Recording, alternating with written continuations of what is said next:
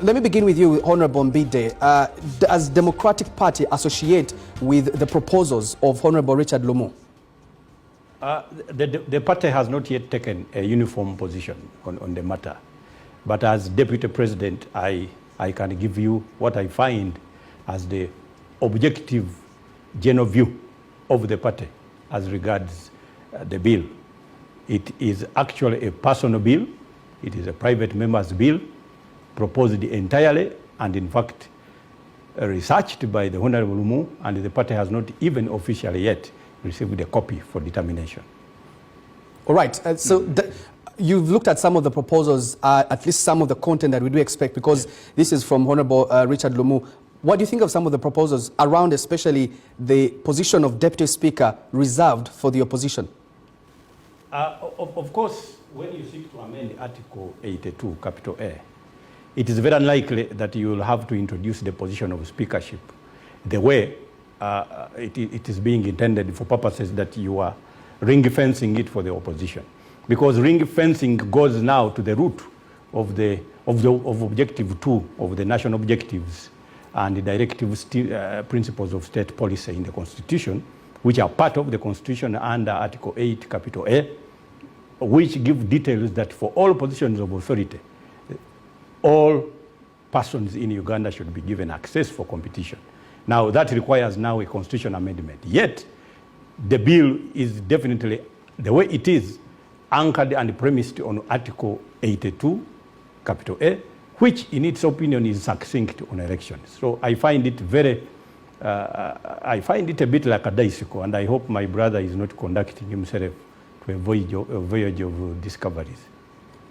Honorable Richard Lumu, I want to ask you, a number of opposition members of parliament, your colleagues, have said that they do not understand where this is coming from. This is not the right timing. The country is battling with a number of things of national importance. There's the Chitezi landfill disaster, there's drought experience in different parts of the country, the road infrastructure is no, and they're saying that instead of focusing on matters of national importance, that you're looking at focusing on things that might not necessarily be described as national importance. What do you have to say?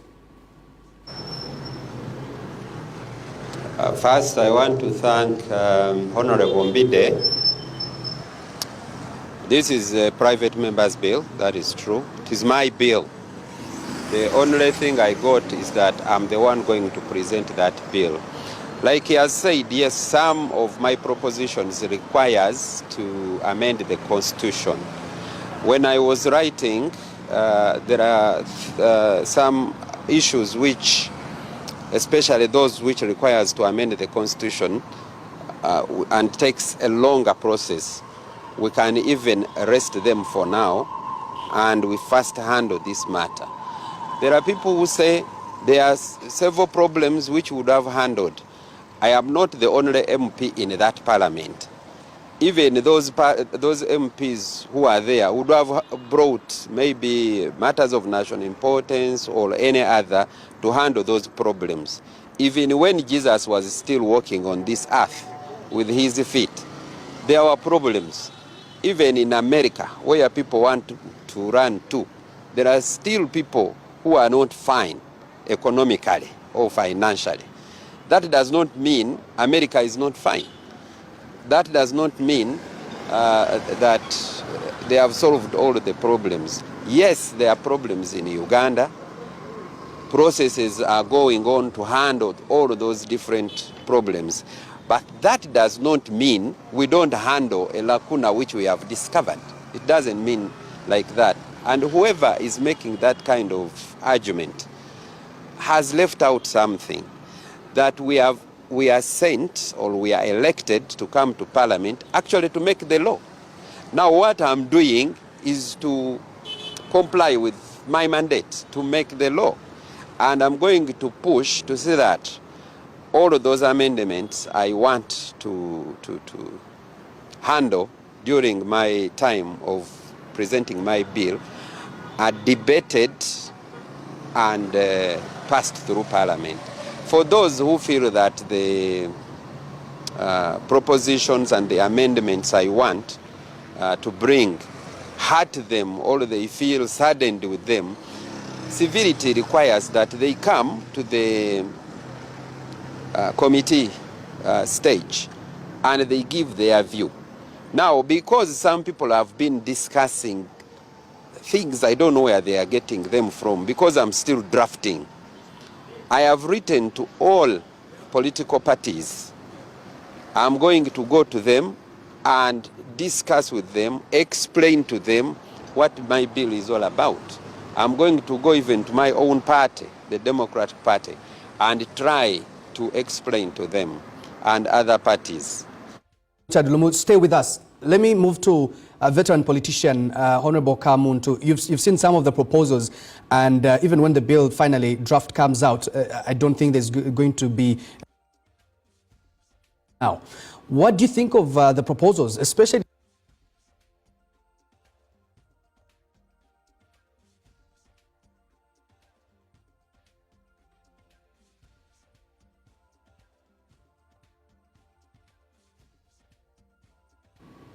Oh, thank you, Canary. Before I respond to your question, there are fundamental issues you need to really answer. First of all, what is this amendment intended to cure? If it is intended to cure the current tension among members of opposition in Parliament, then you need to ask the next question, what is the underlying reason that is causing this problem that Honorable Lumu is trying to cure with his amendment proposals? You need a bit of history. In 1962, we had elections here before independence. And UPC, with alliance with KY, emerged victorious, and they formed a government. Democratic Party had the next largest members of Parliament, and it formed an opposition in Parliament. Now, Honorable Ben Chwanka, who was the leader of Democratic Party, was not a member of Parliament, as the Electoral College at Mengo had excluded him. Basil Robataringaya became a leader of opposition in Parliament, while Ben Chwanka was a leader of opposition outside Parliament. And there was a problem. There was tension. In 1980, we had elections. UPC emerged victorious, and DP was run up, with Semogerere as the president of the Democratic Party and leader of opposition in Parliament. There was no tension. From 1986 to 2005, we had movement system of governance. And of course, under the movement system of government, it was broad-based, all-inclusive, non-sectarian, and leadership was based on individual merit. There was no problem, because that was individual merit. Now, after the referendum of 2005, we introduced multi-party political systems. So, I'm reasoning. We had election in 2006.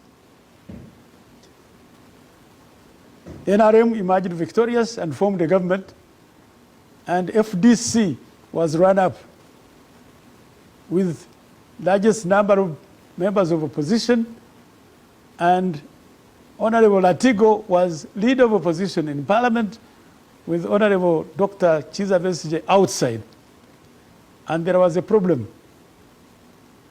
In recent time, we have had, again, elections, and NRM emerging victorious and forming a government with NUP, with the largest number of members of opposition, forming an opposition and nominating the leader of opposition in Parliament. We started with Honorable Mpuga, and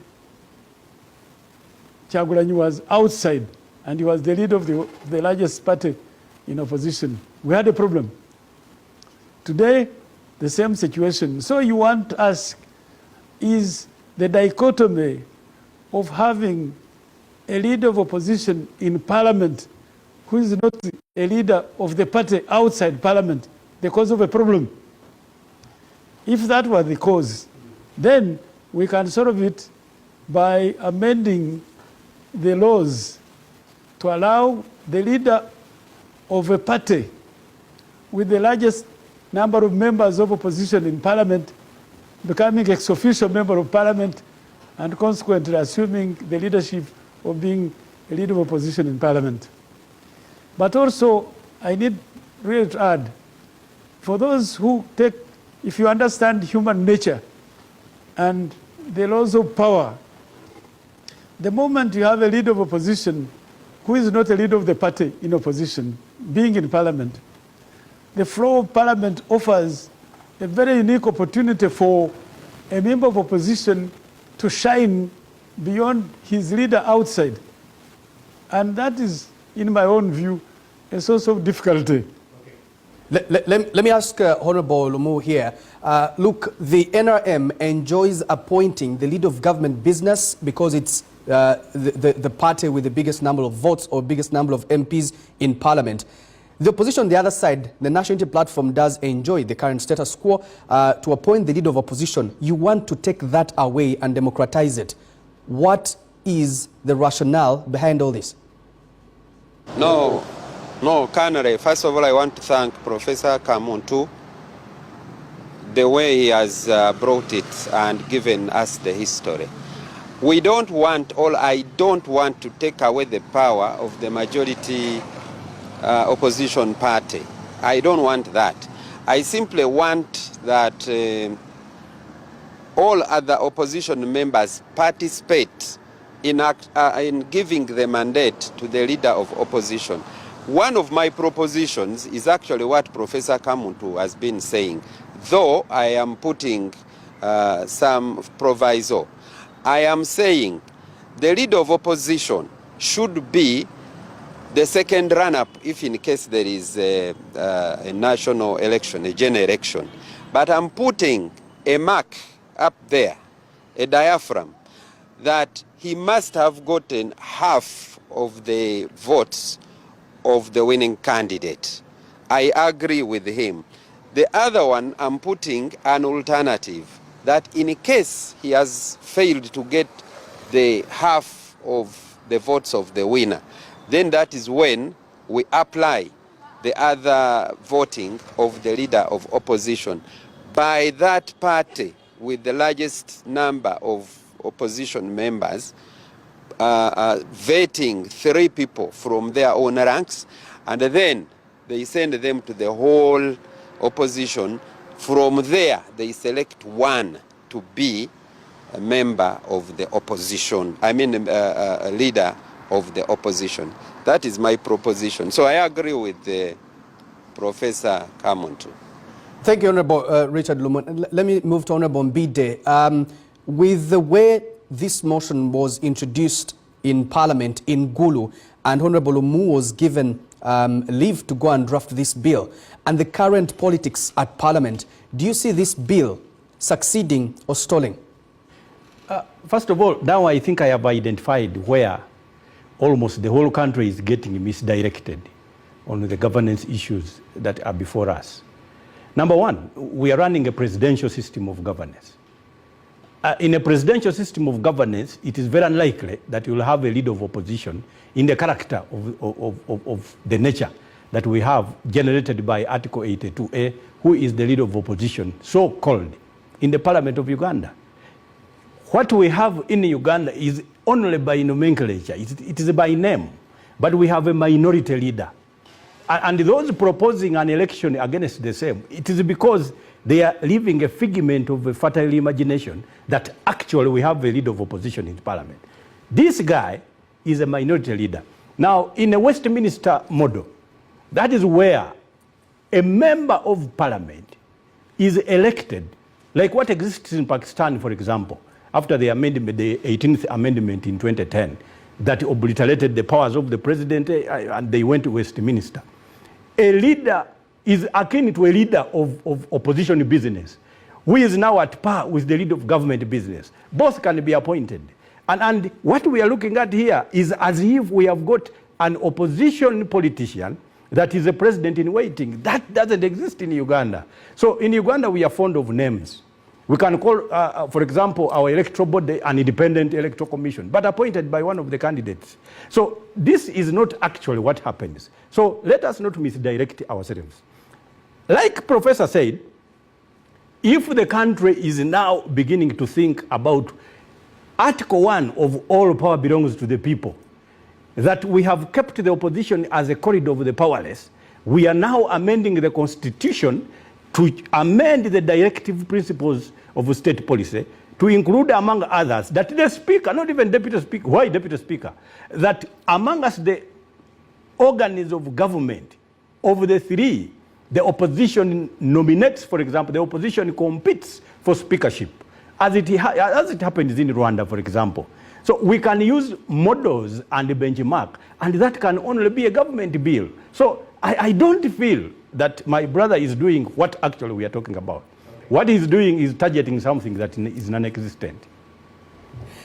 All right, thank you very much, gentlemen. Honorable Ephraim Kamuntu, Honorable Mukasa Mbide, and Honorable Richard Lumu. Unfortunately, we're out of time, but I want to extend an invitation to all of you. We can have this conversation for 2 hours on Saturday morning and delve into all these particular matters. Thank you very much.